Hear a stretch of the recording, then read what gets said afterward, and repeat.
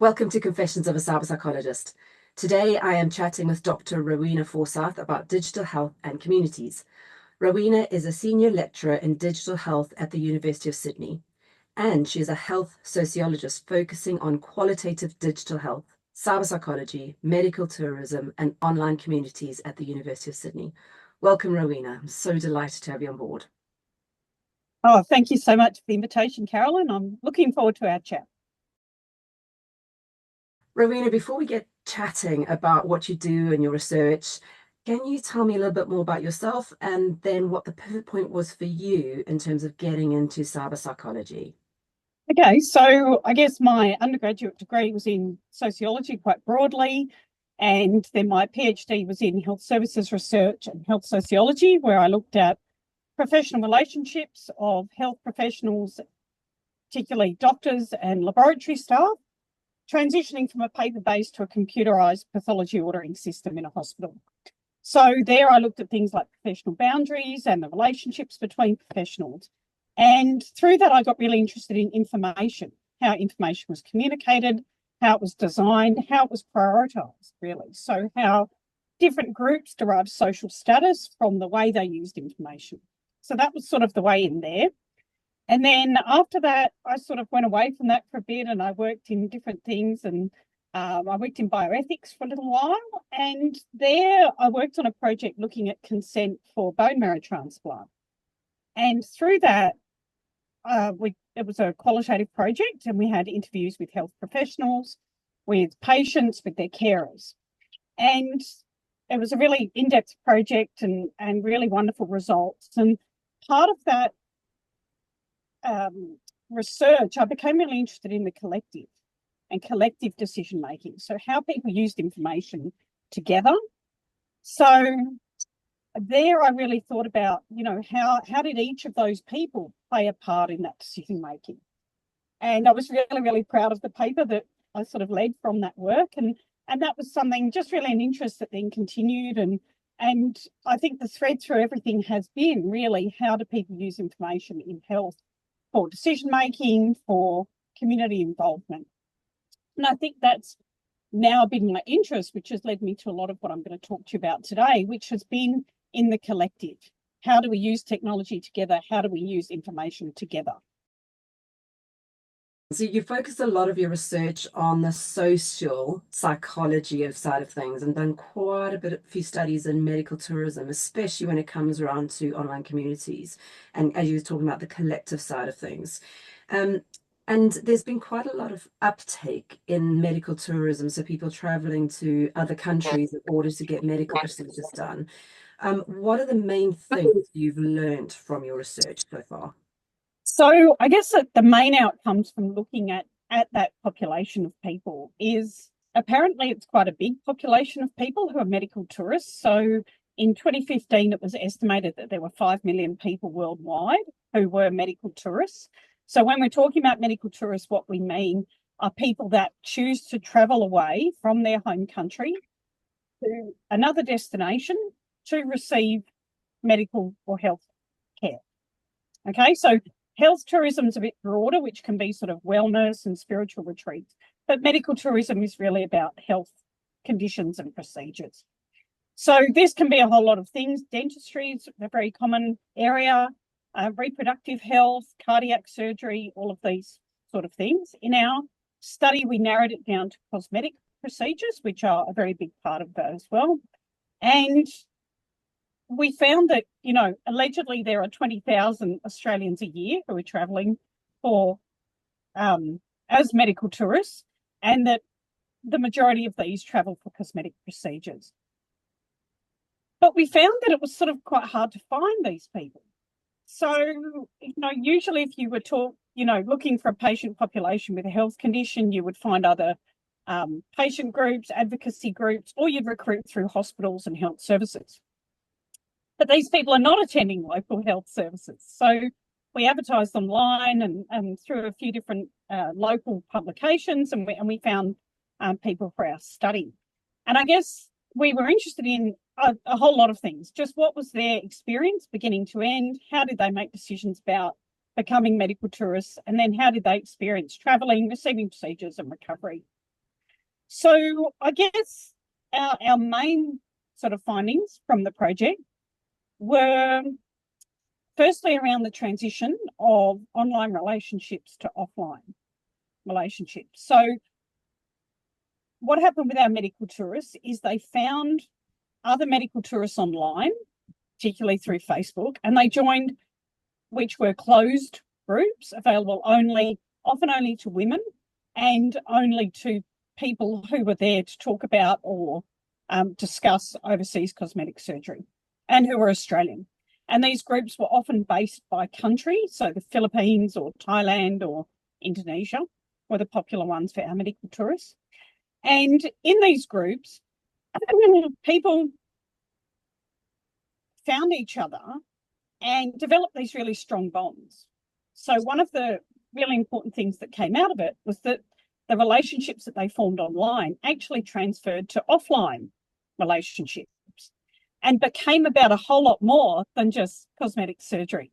So whilst people were joining these groups initially for things like information and support seeking, so basically around, which hospitals, which procedures, which doctors, also, should they go ahead with it? They were feeling quite nervous. They were looking for that sort of emotional support. So they found those things.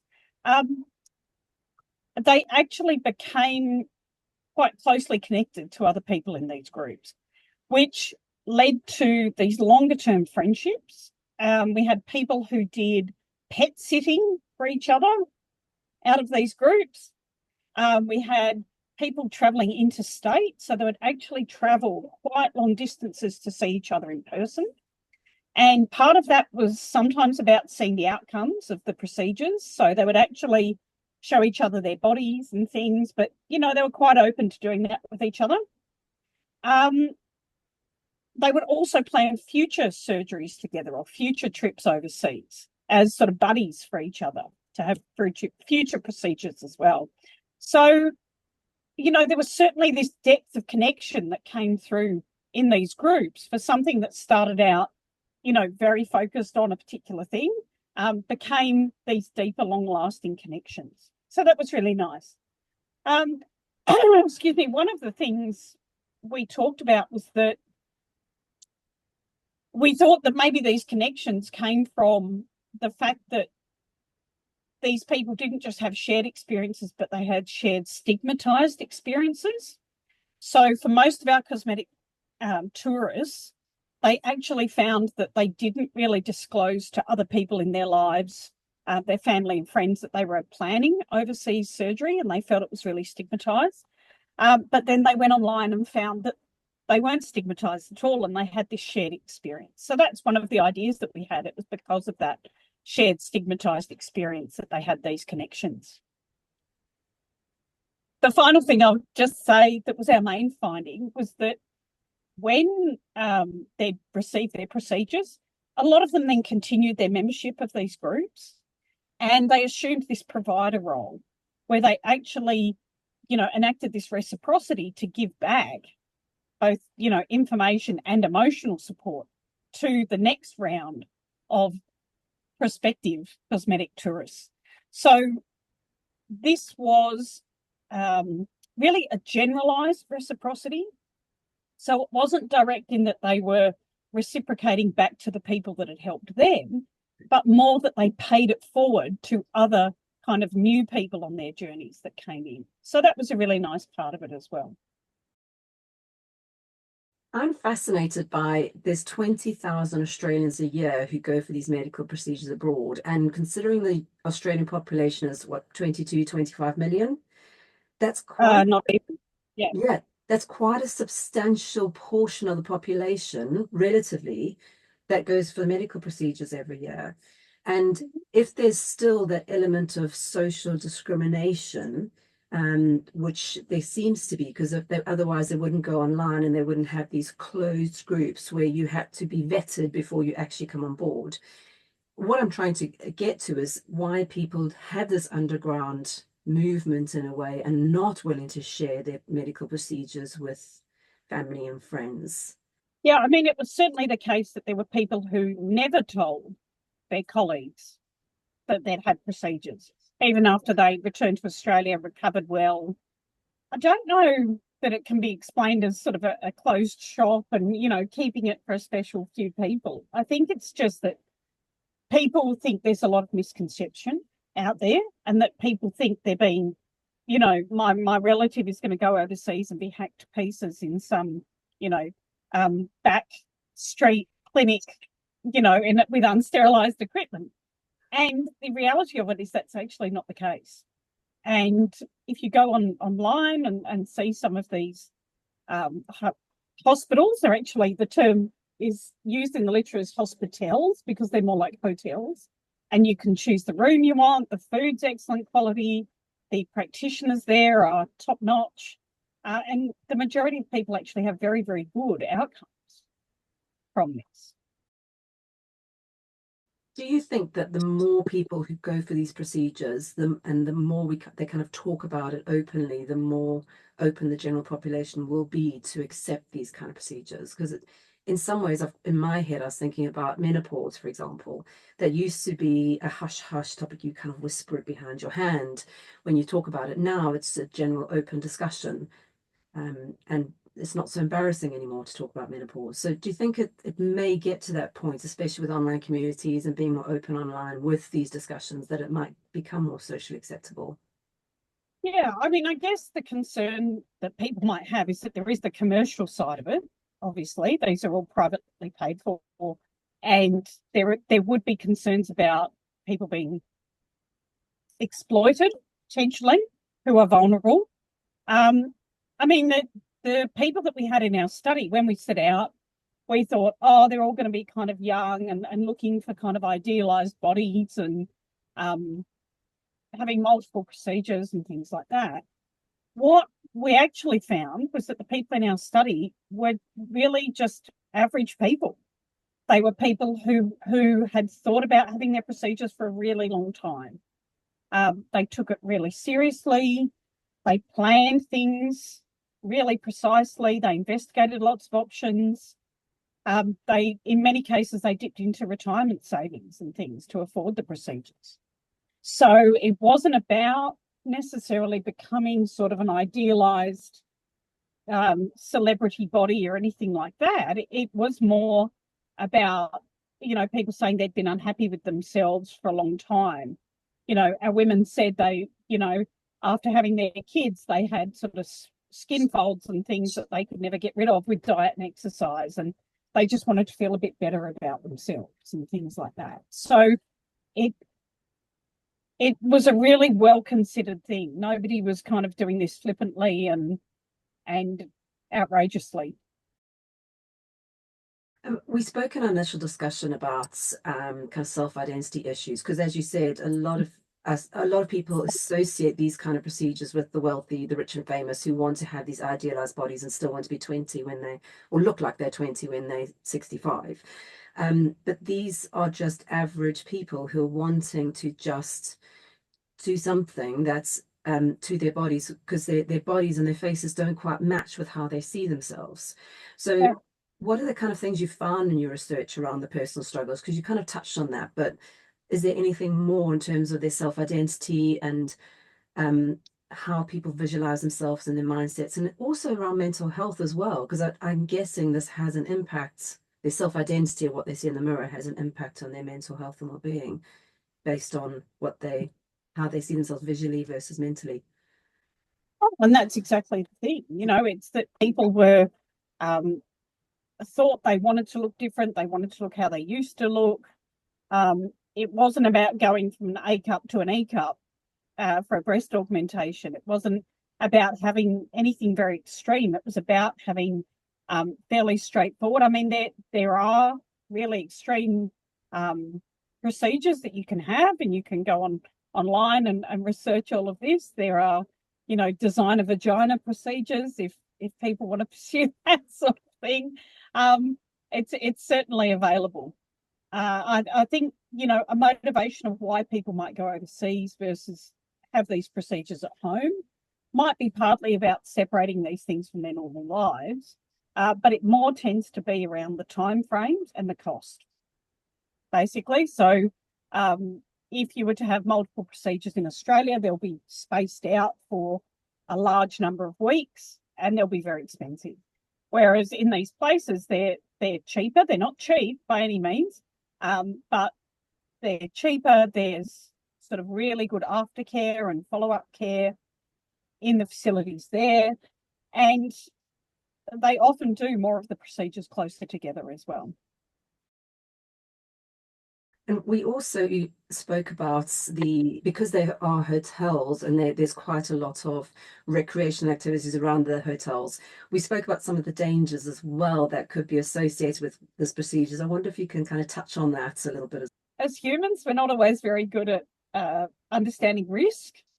And, there have been cases where, it's people do get kind of caught up in the moment and are looking at sort of the outcome of what's going to happen and do kind of they're excited to finally undertake these procedures that they've thought about for a long time. And then often as part of these trips, people have sort of a holiday element in it at the end, and they actually go and have these procedures and it's actually major surgery. And the recovery is not always easy or pleasant. And there have certainly been extreme cases of people kind of, getting to the holiday part a week after major surgery and then doing leisure activities like hopping on a jet ski and their stitches bursting and some really serious consequences. People have died and things, but that is not the experience of the vast majority of people. They often travel with a family member or a friend or a buddy who's also having procedures, which some of the companies that facilitate this type of travel, where they book kind of packages for you with accommodation and the procedures, they will actually kind of buddy up some of the patients that go in advance. So people in our interviews really talk that they had a few really rough days immediately after their procedure, but then were sensible about it and didn't push it. And I suppose this is where the online communities come into their own, because there is an element of, as you say, paying it forward, but where those who've gone through the procedures go through the process of saying, these are things you need to think about, these are the things you should avoid, or these are the risks and just be careful of. So they kind of give people that insight that they might not have thought about otherwise. Oh, definitely. And we had, people who, even once they'd returned to Australia and were recovering, they would be sort of looking at their stitches and looking at the wound healing, and they'll take a photo and post that in the groups and say, does this look normal? Because they don't necessarily want to go to their local doctor because they might have discouraged them from going overseas or to have the procedures in the first place, and they have nobody else to ask really, and then there's this trust and this reciprocity, and they know people are going to be kind in these groups, so they'll post the photo and they'll say, we had a nice quote where, so, how's this healing? How are my stitches healing? And we've got this lovely quote where the participant says, they said, no, that looks a bit yucky. I'd get down to emergency. And, and very non-judgmental, people genuinely wanting to help each other. So that was a really nice part of it. I guess this is where online communities really come into their own, and the bonus of having all this technology and this availability of just giving support to people who really need it, rather than it being a bad thing. Well, absolutely. And this has exploded, particularly in the last 10 years, is it's been not only can people find out information about facilities and procedures and doctors, but they can find connection with other people online who can tell them the reality of, this is what it felt like for me when I took my body through this process, and and are very willing to share. It's a really nice part of it. It's not just personal communities that are developed online around healthcare. There's a lot of professionals who build communities online. And you've done some research on looking at healthcare professionals and how they present themselves online, and kind of around privacy issues and the line between professional selves and personal selves. And there is, you spoke about before, about there being real different opinions about how much you divulge as a professional about your personal life. What are the main things you've learned from your research so far on this? Okay, so this is a study that we started about 2 years ago, and it's still still in progress. We finished our data collection now, so it's a mixed methods study, and we recruited anybody with a health profession qualification and using at least one online platform to connect with peers. So we found that there's quite a bit of research around already about health professionals connecting with patients and also patient communities, but not so much about health professionals connecting with each other. And we also wanted to look across platforms and across professionals as well. So that's our analysis we're doing at the moment. In terms of privacy, we found that privacy is something really at the forefront of people's minds.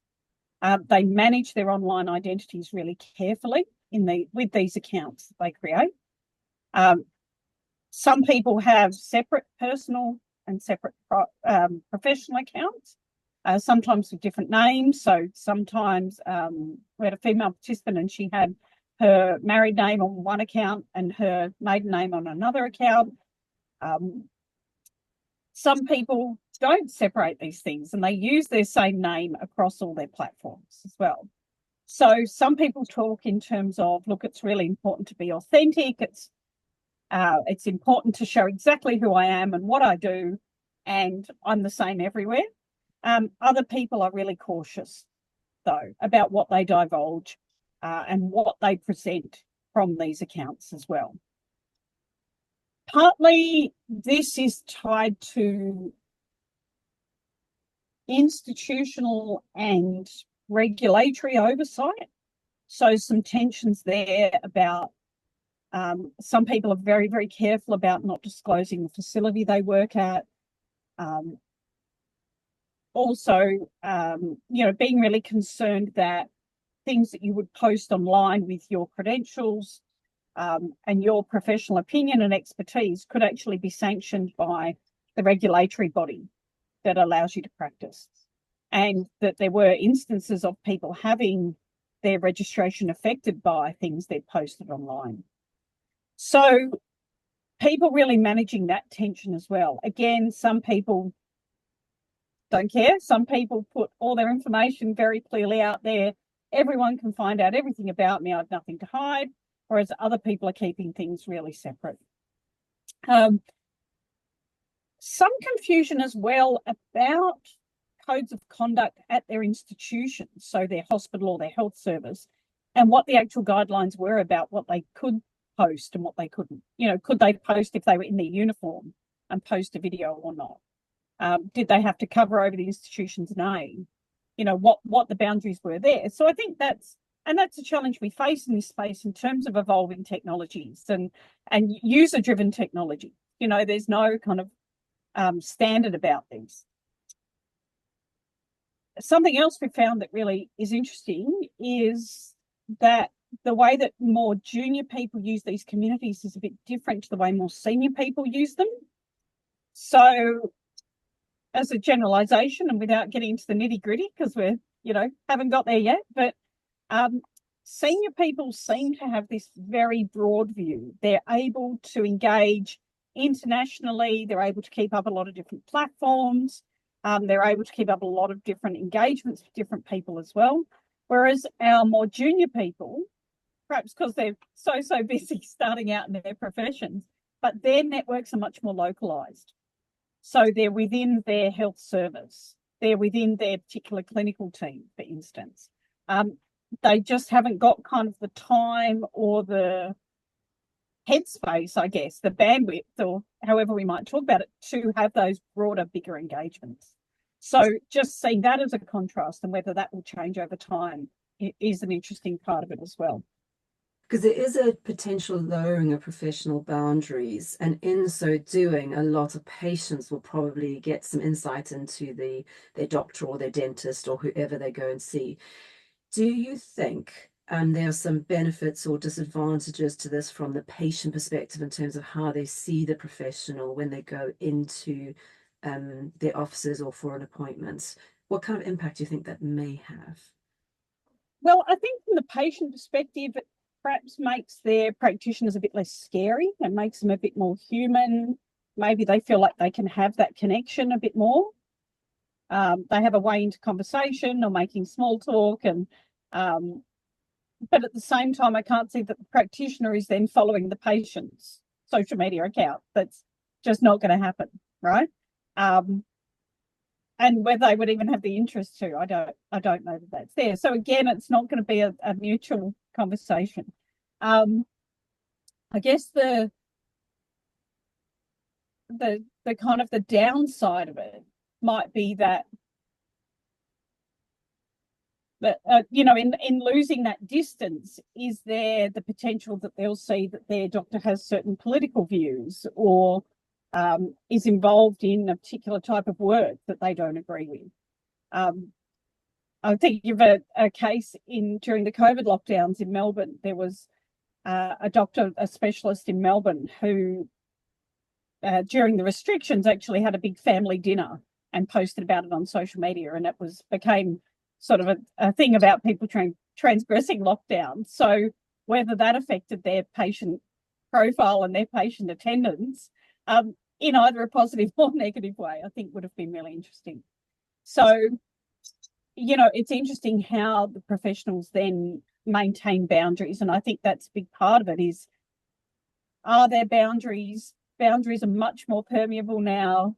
And that's sort of a tricky part of it.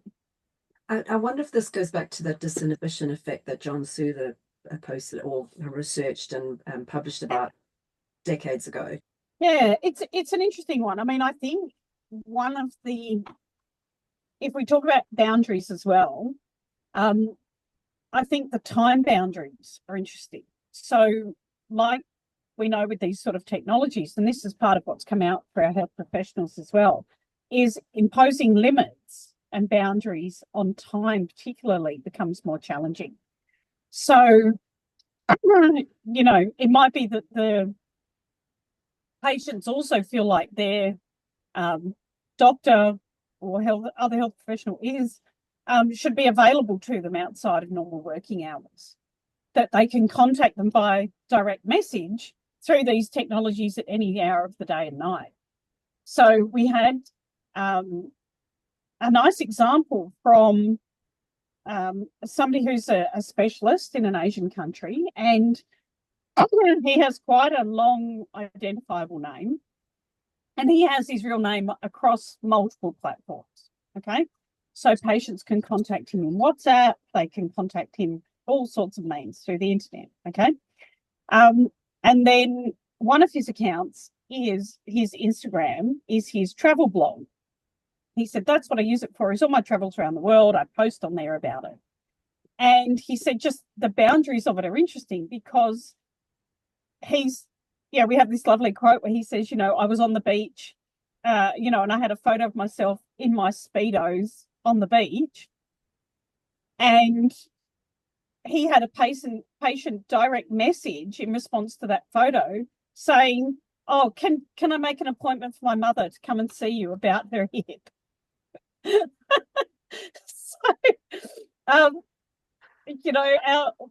the boundaries are just dissolving for this sort of stuff.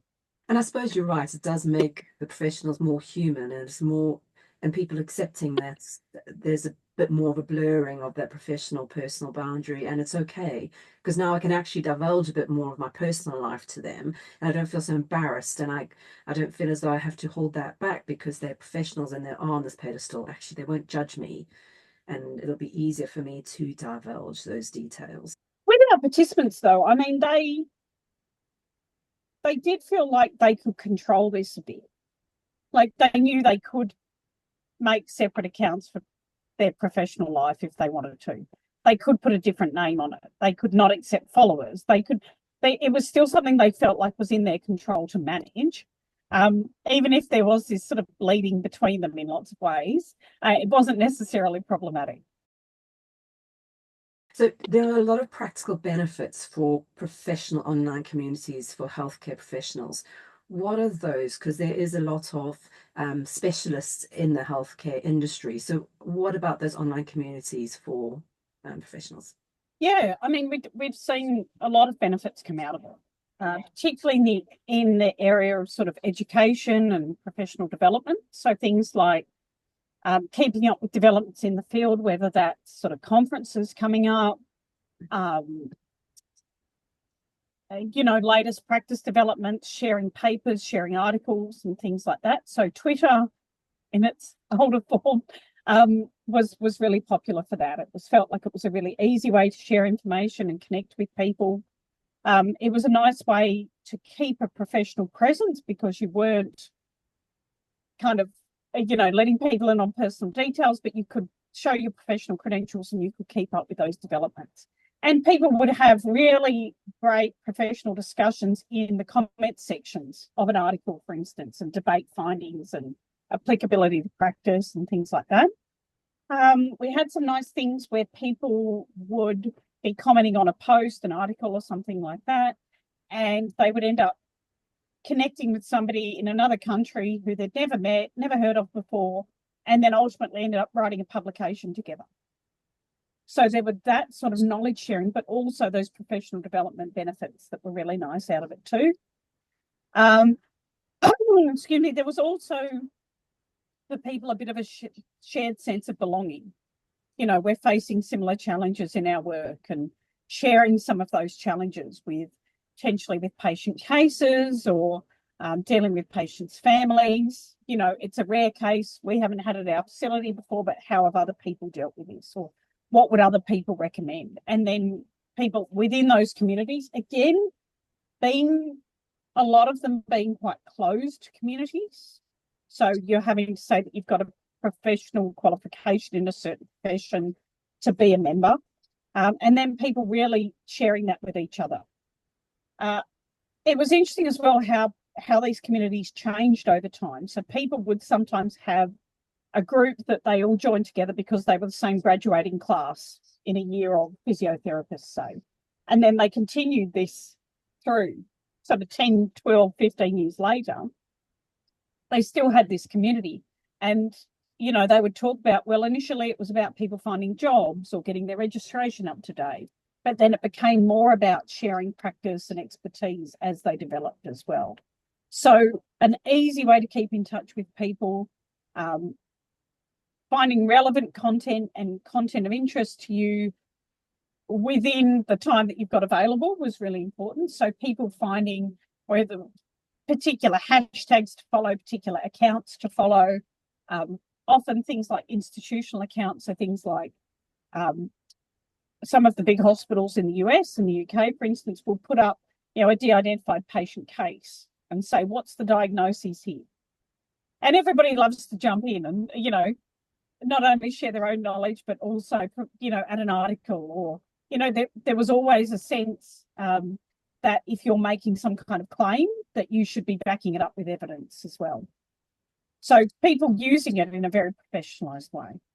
And I guess that goes beyond medical communities and online communities amongst professionals who specialize in a specific area are vital for sharing knowledge and gaining professional development. It's so much easier now that we have these communities internationally rather than just your local 5 people in the whole of Australia who might specialize in this one area. And you're currently working on a project with adolescents in the Pacific region. And this is really based around physical activity, nutrition, and digital health using a trauma-informed approach. Can you tell me more about this project? This project is about 2 years in, and we're working on a co-design approach with adolescents and young people in schools. So our target audience is 12 years and up. And we're looking at how they can use digital health as part of their education about nutrition and physical activity, as you said. So we're trying to understand what tools do they use now, what sort of literacy they have around using these tools and how they can use them better. So we've been to 4 schools so far. So we go and we have a survey, but then we have a workshop where we go and have a booklet that has a scenario in it about, and part of the trauma-informed approach is not asking people directly about themselves, but we actually give them a scenario of fictionalized characters with names appropriate to that setting, who are doing things similar to what they would do. So looking for food, shopping for food, or participating in sporting activities. And then they follow through, where do you go and do these activities? How do you do them? What are some of the things that affect these activities? And then how do they employ digital technologies as part of that? And then we have a creative part of it where they're actually designing future technologies that could be relevant. So that's been really lovely. So we've been to 4 schools, so 3 in New Caledonia, 2 urban and 1 rural, and then 1 in Australia. So we're expanding the project at the moment, hopefully to other Pacific countries as well. We did some pilot work in Vanuatu. We're hoping to do the project in Solomon Islands and also in Fiji potentially. So, and expanded in Australia as well. So far, that's where we're at. We're madly trying to write up the publications, as everybody will be aware that these things never go as fast as you want. But, you know, we know that young people are using these technologies. We know that they're accessing health information online. We know that they're accessing a really broad range of content. I mean, in our early results so far, we found that 81% of 13-year-olds had a smartphone in our study so far. So, and a third of them are searching for fitness and nutrition information online. The platforms they're using are YouTube, Google, Instagram, and TikTok. So some of it's quite interactional and some of it's sort of searching for information and reading. And they want stuff that's free, up to date, and easy to access.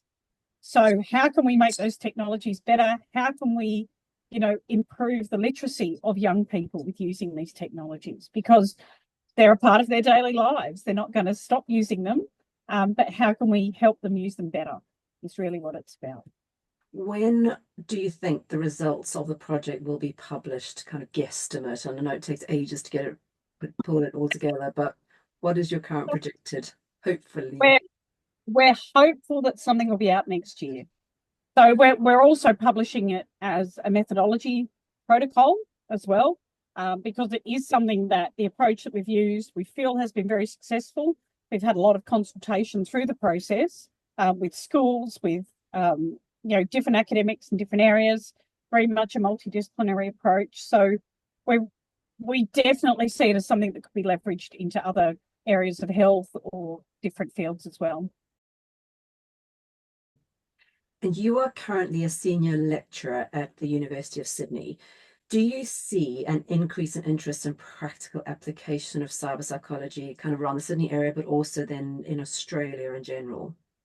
Yeah, I mean, we've had, you know, some difficulties in sort of bringing a full course to fruition, but certainly from different honours students projects that we've had over the years. So we're on our 3rd honours student on the online communities project. We're on our 2nd student on the Pacific project, you know, and then the publications that we had from the cosmetic tourism project were with one of the honours students. So although the publications take time, we are getting quite an interest in students wanting to know more about how online works and in these specific areas as well. So it's been really pleasing to see people are interested in being critical and bringing that together. You know what I mean? I think, you know, absolutely we're concerned about young people and keeping safe online, but we're also seeing, I think, an evolution towards more sophisticated conversations about how do we do this well? How do we use these spaces beyond just online communities, but particularly for online communities about, you know, how do we use these things for our benefit? How do we manage them in ways? How do we stay in control of them? And obviously AI is presenting a huge challenge and there's lots and lots of interest in that as well. But people really wanting to understand how can we use these things for good. What do you think the future is for cyber psychology in Australia? Well, I hope it's going to grow. I think it's been something that certainly, you know, I've been very fortunate to work with Andrew Campbell in our cyber psychology research group and our colleagues there with Christina Amon and Brad Ridout and our students there about, you know, all having a focus and all working really well together in promoting this area of study. I think we're gaining more profile, and certainly we're very interested in having more PhD students, HDR students of all sorts really coming to join us and push the work forward. I mean, we've got Emma Vanderskyve, who's one of our students at the moment. Her PhD is on video gamers and mental health, and it's absolutely glorious, her work. And I'm sure if your viewers and readers have been to CyPsy conference recently, you will have seen Emma's work, and she's an absolute star. And it's an area that there are so many parts of it that we could go into, so many different parts of the internet, and what are people doing on them, and how can we help them to do it better? I think that's really important. I know there's lots of dangers, and I know there's some really troubling elements, but we also need that conversation about what's working well and how can we move towards doing more of that. Because that's really what cyberpsychology is. It's helping us to understand how we do online as an individual level and how that impacts us and how we can do it better, rather than all the negative stuff that comes around it.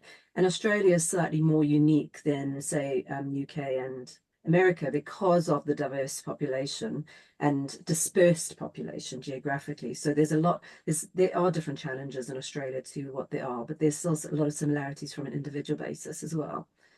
Oh, look, and I think a great strength of cyberpsychology as a discipline, it's something I'm relatively new since joining Andrew's group 3-4 years ago, is that it is multidisciplinary. We can bring different perspectives from other social sciences, such as myself, the legal side, the ethical side, and we need all of these perspectives to make it grow and to address the complexity of what happens online and how do we understand it. Absolutely. We're coming to the end of our podcast, and there's 3 standard questions I normally ask all my guests. And the first, Rowena, is what is the most important question I haven't asked you yet?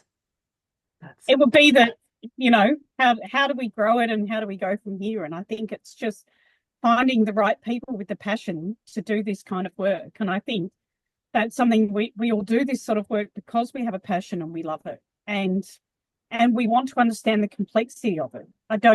Certainly with online communities, it's not about developing or defining a best practice standard of how to be a member of an online community. That is not what this type of work is about. We're saying that there are many, many legitimate forms of interacting online which are equally valid, and we can be different types of personas in different communities that we're in.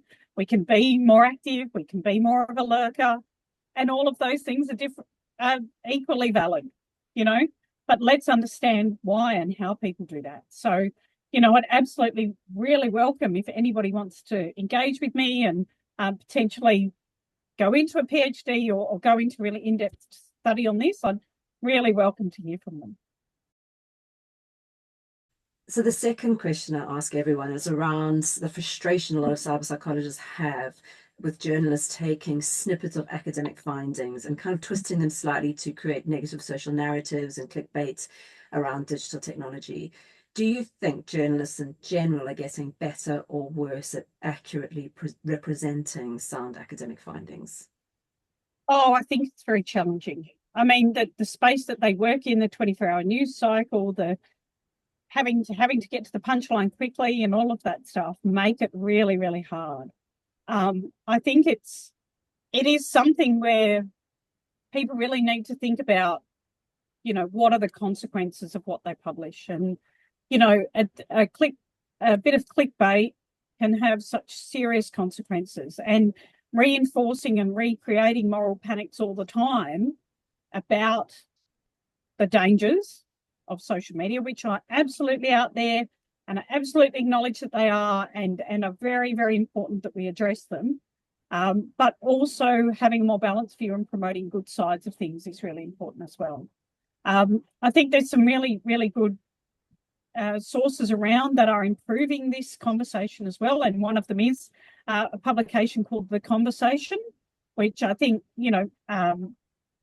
was Australian originally, but I think has a US and UK arm now.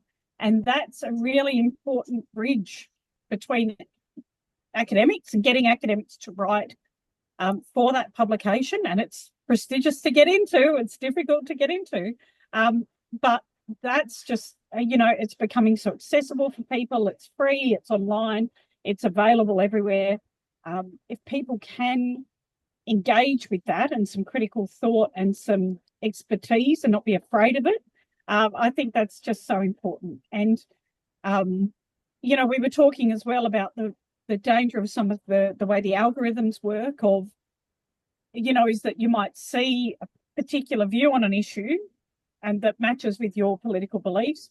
And then you just see many, many more of exactly the same things that reinforce your point of view. And that consumption of news in those ways means that you are less and less likely to see dissenting views or opposing views. And just the behavior of engaging in these technologies, has led to that in a way as well. Because if you think about back to the old days of a print newspaper, you would actually have the newspaper laid out in front of you. And okay, you might not have read every single article in it, but you would glance across it at the very least, and you would see different points of view or different articles across it. And so you would be much more aware of dissenting views and opposing views. And I think just that way that these algorithms work, and just the sheer volume of information that's out there now, is it's very easy for people to go down shorter, potentially more sensationalized information that is just reinforcing their view all the time. And I think keeping those skills up that we all need, it's not just for our adolescents, which is something we're really focusing on as kind of our future adults, but as adults, we need to keep up our skills in being critical and finding alternatives and taking a step back and considering things before adopting a position always on something. It's not easy, it's a bit uncomfortable and it's a bit hard, but yeah, it's an important thing to keep up, I think. And just there isn't a kind of echo chamber effect and of unintended consequences of AI algorithms being, oh, you like this, well, now actually click on this because we think you like this too. But the other thing is really around the word critical. It's about us being critical, not critical to others, but critical of the information that we are using and filtering that in a way that we think, oh, is this right? Is this just sensationalized, or is it clickbait, or is it actually real? So that's the kind of critical mindset that you're talking about. And just our, digital literacy skills, taking a step back and thinking, who wrote this article? Why is it written in a particular way? What's their desired outcome from this? Or, and is it the fast-paced nature of information turnover that we're not doing that as well as we used to? Yeah. I don't know. And the last question I have for you is any particular favorite cyber psychology book, reference, article, researcher that you would recommend for others to read in your kind of specialities around cyber psychology?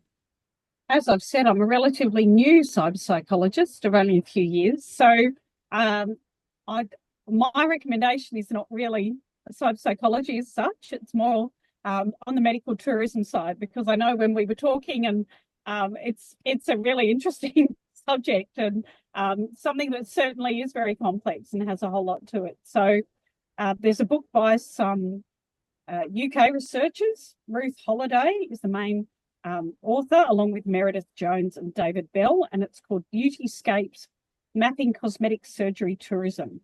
So this was a book within the last 5 years, I think it was 2019, and it's something where they've done a really in-depth study of a large population of medical tourists originating in the UK. Also prominent in this field is John Connell, who wrote a book called Medical Tourism, which again is a long-term study of this as well. So something a bit left field perhaps for this audience, but very well written and really interesting reads. Because actually that'll give a really good psychological insight into why people do medical tourism. And then so if you want to translate that into cyber psychology perspective, it's just how they then would go about searching for information and why they'd go online to find these communities. So it's a great recommendation. Rowena, thank you so much for joining me on Confessions of a Cyber Psychologist. It's been so much fun chatting to you, and I really do hope you come back on board to talk a little bit more about your research and give updates, and especially around the young people and adolescents that you're researching in the Pacific area. So thank you so much, and look forward to chatting again soon. Thank you so much for having me, Carolyn. It's been wonderful to talk to you, and absolutely happy to come back and chat about the next phase of all this research.